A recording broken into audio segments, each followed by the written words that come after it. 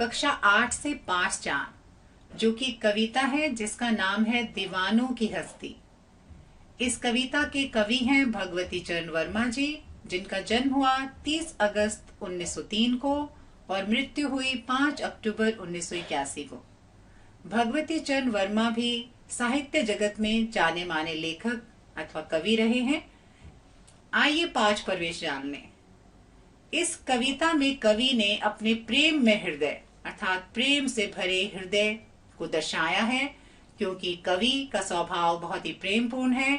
सभी संसार के व्यक्तियों से वह प्रेम करता है और खुशियां बांटता है। यही सब इस कविता में दर्शाया है।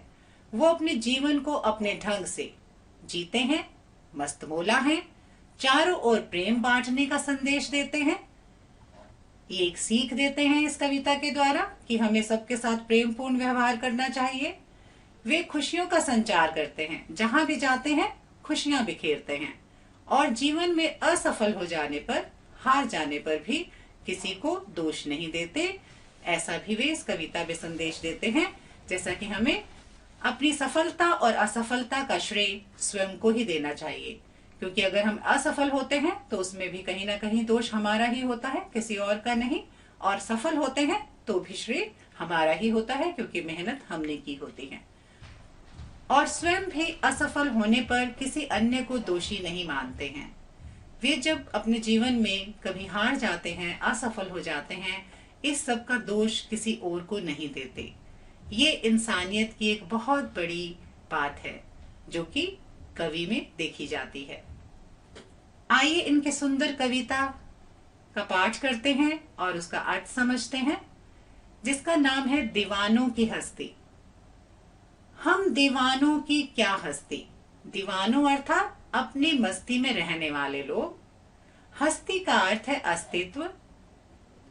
कवि कहना चाह रहे हैं कि हम दीवानों की, हम मस्त मौला रहने वालों की क्या हस्ती, क्या अस्तित्व। कभी यहाँ है, कभी वहां, एक जगह तो रुकने वाले नहीं हैं आज यहाँ कल वहां चले। यानी कि जो मस्त मौला किस्म के व्यक्ति हैं वो कभी भी एक जगह नहीं ठहरते। आज यहाँ है तो कल कहीं और। मस्ती का आलम साथ चला। मस्ती अर्थात मौज, मौज मजा। आलम अर्थात दुनिया। ये जो मौज मजा मस्ती का जो आलम है ये साथ चला। जहां भी कवि गया वहां पर उन्होंने अपनी मस्ती से, अपनी प्रसन्नता से सब में खुशियां बांटी। हम धूल उड़ाते जहां चले।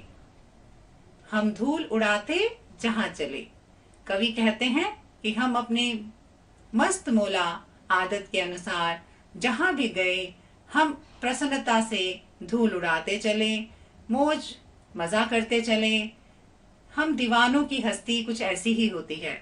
हम जहां भी जाते हैं अपने ढंग से जीते हैं, अपने ढंग से ही चलते चलते हैं। हम पर किसी का कोई असर नहीं होता। आए बनकर उल्लास अभी। उल्लास का अर्थ है खुशी। कवि कहते हैं अभी अभी आए हैं और खुशियां बांटी हैं, खुशियां लुटाई हैं। आंसू बनकर बह चले अभी। और अभी कुछ हुआ कि आंसू भी बनकर बह निकले, अर्थात अभी अभी खुश थे और अभी अभी दुखी हो गए हैं तो आंसू भी बह निकले हैं। सब कहते ही रह गए, अरे तुम कैसे आए, कहां चले।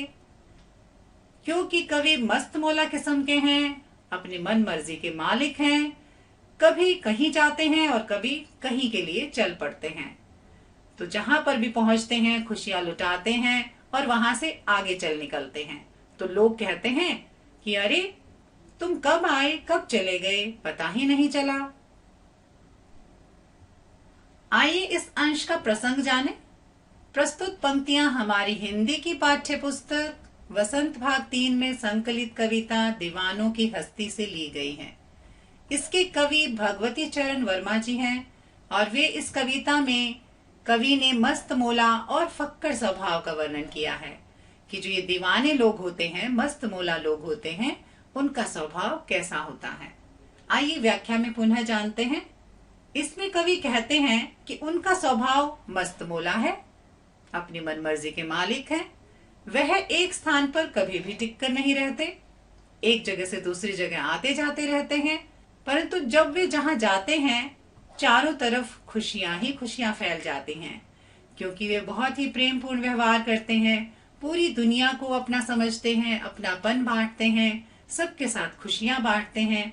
तो जब भी वे जहां होते हैं वहां पर खुशियां ही खुशियां होती हैं। उनके आ जाने से खुशियां बिखर जाती हैं, लोगों में बहुत ही प्रसन्नता का भाव जाग जाता है। कवि जहां धूल उड़ाते हुए जाते हैं, क्योंकि वे मस्त मौला किस्म के हैं, वे जब चलते हैं तो अपने पांवों से धूल उड़ाते हुए मस्ती में चलते हैं। वे चारों तरफ प्रसन्नता का माहौल फैलाते हुए जाते हैं, प्रसन्नता का माहौल हो जाता है वे जब जहां भी पहुंचते हैं। कवि रमता जोगी है। कवि रमता जोगी इसलिए कहा गया है क्योंकि वे अपने मस्त स्वभाव में मशगूल हैं, मस्त रहते हैं।